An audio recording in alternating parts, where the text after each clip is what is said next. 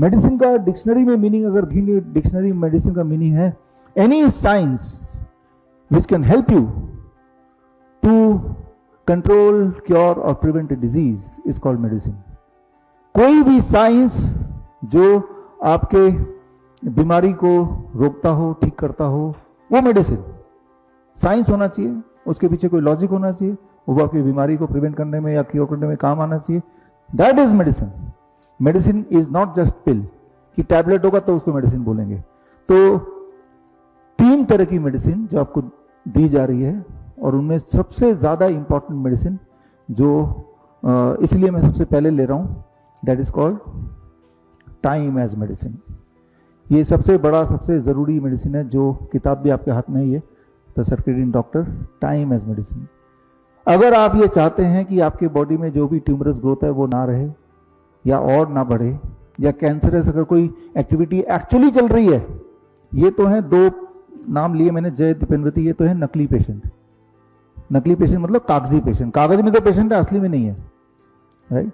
और असली पेशेंट कौन से होते हैं? जिनके शरीर में दिक्कत है, और ऐसे काफी सारे हैं जो कमजोर हैं, उठा नहीं जाता, सांसें नहीं ली जाती ठीक से, रात को नींद नहीं आता, पूरे बॉडी में दर्द रहता है, ऐसे ज्यादातर आप में से ऐसे ही हैं। तो वो है असली पेशेंट, एक कागजी पेशेंट और एक असली वाले पेशेंट, राइट। तो अगर असली पेशेंट हैं तो जो सिम्टम है उसे कैसे दूर करें, और कागजी पेशेंट हैं तो आपको कॉन्सेप्ट को समझना है कि कागज में लिख दिया, दैट डज नॉट मीन कि आप पेशेंट बन गए। लेकिन हाँ, इसको फॉलो करते हुए अगर बायोप्सी कराएंगे, पेट स्कैन कराएंगे, तो पेट स्कैन की वजह से, बायोप्सी की वजह से बड़ी तेजी से ट्रू पेशेंट भी बन सकते हैं। क्योंकि जब भी आप पेट स्कैन करते हैं, बायोप्सी करते हैं, आपकी बॉडी को बहुत ज़्यादा नुकसान होता है, बहुत ही बड़ा नुकसान होता है, जिससे non cancerous cell cancer cell में कन्वर्ट हो जाता है। ये सारे सबूत मैं अगले लेक्चर में दूंगा। खैर, time as medicine, the most important thing. Time as medicine को समझाने के लिए मैं ये उदाहरण ले रहा हूँ। ये सबसे बड़ी दवा है। जितने तरह की बीमारियां हैं, हर तरह की बीमारी में ये एक दवा हम पेशेंट को जरूर देते हैं, और हमें पता है कि इस एक दवा से पेशेंट को काफ़ी सारा इंप्रूवमेंट तो ऐसे ही हो जाएगा। इसीलिए हम कॉन्फिडेंट रहते हैं, कोई भी तरह का पेशेंट है, अगर वो जिंदा है, खाना खा सकता है, तो हम उसको अक्सर एडमिट कर लेते हैं या उनको अक्सर अपने नेटवर्क में डाल देते हैं, है ना। तो ये समझना ज़रूरी है टाइम एज मेडिसिन क्या है।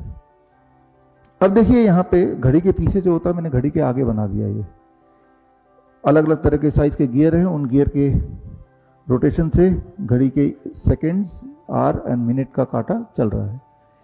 इनमें से कोई एक गियर को भी अगर मैं छेड़ूंगा तो क्या होगा? बाकी सारे की स्पीड भी डिस्टर्ब हो जाएगी। छोटे वाले को छेड़ूं या उससे छोटे वाले को छेड़ूं या बड़े वाले को छेड़ूं, इररिस्पेक्टिव ऑफ कौन से गियर का साइज ज्यादा है, छोटा है, बड़ा है, इररिस्पेक्टिव ऑफ दैट, किसी भी एक गियर को अगर मैंने छेड़ दिया तो बाकी गियर भी डिस्टर्ब होंगी ही होंगी, है ना। फिर क्लॉक का जो रिजल्ट है, जो क्लॉक टाइम दिखाएगा, वो गलत ही दिखाएगा। फर्क ये नहीं पड़ता कि कौन से वाला गियर को हमने छेड़ा है, राइट। ठीक इसी प्रकार आपके बॉडी में भी अलग अलग ऑर्गन्स हैं, और वो सारे ऑर्गन एक दूसरे के ताने बाने से, एक दूसरे की यूनिसन से, हार्मोनी से एक साथ चलते हैं। उनमें से एक को भी आप डिस्टर्ब करेंगे तो बाकी भी डिस्टर्ब हो जाएगा। बायोप्सी से, पेट स्कैन से, एंजियोग्राफी से हम एक को डिस्टर्ब करते हैं, बाकी सब डिस्टर्ब होते हैं। That is called circadian clock of the human body. Circadian clock of the human body disturb होने के कई सारे तरीके हैं, उन पे हम बात करेंगे, लेकिन उससे पहले ठीक करने का तरीका क्या करें कि हमारे ऑर्गन के बीच का जो हार्मनी उसे ठीक कर लें। अगर ये हमने कर दिया तो कुछ और नहीं भी करेंगे तो भी आपका ब्लड शुगर 1 हफ्ते के अंदर नीचे आ जाएगा, ब्लड प्रेशर 1 हफ्ते के अंदर नीचे आ जाएगा, दवाई छूटने लगेगी, 10 दिन 15 दिन में पेन गायब होने लगेगा, 1 महीने में 5 kg वेट बढ़ जाएगा। जिनका वेट घटा है, जिनका वेट बढ़ा हुआ है उनका घटेगा, जिनका घटा है उनका बढ़ेगा, राइट। तो that is called time as medicine. For example आप समझिए, यहाँ पे ऑर्केस्ट्रा के कई सारे म्यूजिकल इंस्ट्रूमेंट्स हैं, एक पियानो रखा है, एक तबला रखा है, एक बांसुरी रखा है। सब लोग जब बजाते हैं आपको जो सुनाई देता है दैट इज कॉल्ड म्यूजिक। अब उनमें से एक तबले वाले को मैं छेड़ देता हूं, डिस्टर्ब कर देता हूं, वो डिस्टर्ब हो जाता है। उसके एक के डिस्टर्ब होने से बाकी भी डिस्टर्ब होंगे। अब भी वो बजा रहे हैं लेकिन उनमें आपस में कोई तालमेल नहीं है। अब जो सुनाई देगा आपको दैट इज कॉल्ड नॉइज।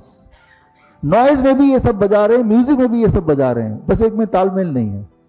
ठीक उसी प्रकार when the harmony between the organ is not there, which is called the circadian clock of the body, our life become noise, हमारी जिंदगी नॉइज बन जाती है, बीमारी इसी को कहते हैं, राइट। ठीक उसी तरह से हार्मनी वापस आ जाए तो बीमारी ठीक होने लगती है। तो इसमें करना क्या होगा, सबसे मुख्य बात यह है क्या करना होगा। समझाने के लिए एक छोटा सा एग्जांपल लेता हूं। चूहों पे एक्सपेरिमेंट किया गया इंसान से पहले।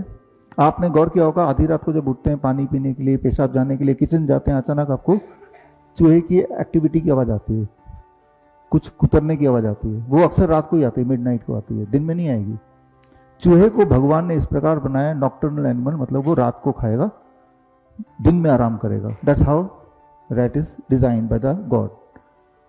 तो रैट का जो बॉडी क्लॉक है वो रात को खाने के लिए बना है, इसलिए rat are active in the night. अब 100 चूहे ले लिए गए, 50 चूहे का एक ग्रुप ए, 50 चूहे का ग्रुप बी। 50 चूहे जो ग्रुप ए वाले हैं उनको तो रात को खाना दिया गया, और सुबह तक अगर कुछ खाना रह जाता उसे हटा दिया गया, ताकि सुबह से लेके शाम ढलने के बाद तक कुछ ना उनको भोजन मिले। उनका जो रूटीन में जो खाना है वो रात को ही मिलता था, जैसा कि होना चाहिए। दूसरे चूहों को वही वाला खाना दिया, लेकिन सनलाइट के आने के बाद सुबह, और सनसेट से पहले अगर कुछ बच गया तो उसको हटा दिया। यानी कि ग्रुप बी को फोर्स किया गया कि वो दिन में खाएं, जबकि चूहे रात के लिए बने खाना खाने के लिए। जब ऐसा किया तो तीसरे दिन के अंदर ग्रुप बी वाले चूहों का ब्लड शुगर बढ़ गया, ब्लड प्रेशर बढ़ गया। 15 दिन के अंदर वो मोटे हो गए, सुस्त हो गए। 1 महीने में कई सारे चूहे मरने लगे। एक चीज डिस्टर्ब किया सिर्फ, टाइम ऑफ ईटिंग। एक टाइम ऑफ ईटिंग को जैसे डिस्टर्ब किया, सारी बीमारियां, ट्यूमर मार्कर बढ़ गया, उनमें कैंसर ग्रोथ हो गया। तो ये सारी बीमारियां 1 महीने के अंदर चूहे के अंदर दिखाई देने लगी। जो मर गए वो तो मर गए, लेकिन जो जिंदा रह गए उन चूहों को दोबारा से उठाया और ग्रुप ए में डाल दिया। यानी कि उनको अब खाना कब मिलेगा, रात को ही मिलेगा। और तब हैरानी हुई कि 1 महीने में जो चूहा बीमार हुआ था, 3-4 दिन में वो चूहा का ब्लड शुगर, ब्लड प्रेशर, सारी चीजें अपनी जगह पे नॉर्मल आ गई। तो बहुत ही इंपॉर्टेंट बात है, अगर आप ये डिसाइड करते हैं कि शाम के 6-7 बजे के बाद कुछ भी नहीं खाएंगे, सुबह 8 बजे से पहले कुछ नहीं खाएंगे, शाम के 6 बजे के बाद कुछ नहीं खाएंगे, you are eating within the bracket of 10 hours, 8 AM to 6 PM या 9 AM to 7 PM, and you are fasting for 14 hours. कम खाने नहीं बोला, कम टाइम के बीच में खाने बोला। जैसे ही आप ये करेंगे तो आप देखेंगे कि हर दिन आपका बीपी, आपका शुगर, आपका पेन, आपकी नींद, आपका कॉन्स्टिपेशन, हर बॉडी के सिम्टम में हर दिन थोड़ा थोड़ा थोड़ा थोड़ा ग्रेजुअली इंप्रूवमेंट आती जाएगी। अगर आप ये कर लें कि अपने घर में जाएं, बोल दें कि भाई 6 बजे के बाद किचन बंद हो गया, पानी पी सकते हैं और कुछ नहीं, इस एक बदलाव से इतने सारी जो बीमारियां हैं, आप देखेंगे एक बदलाव से कैसे तेजी से फर्क पड़ता है।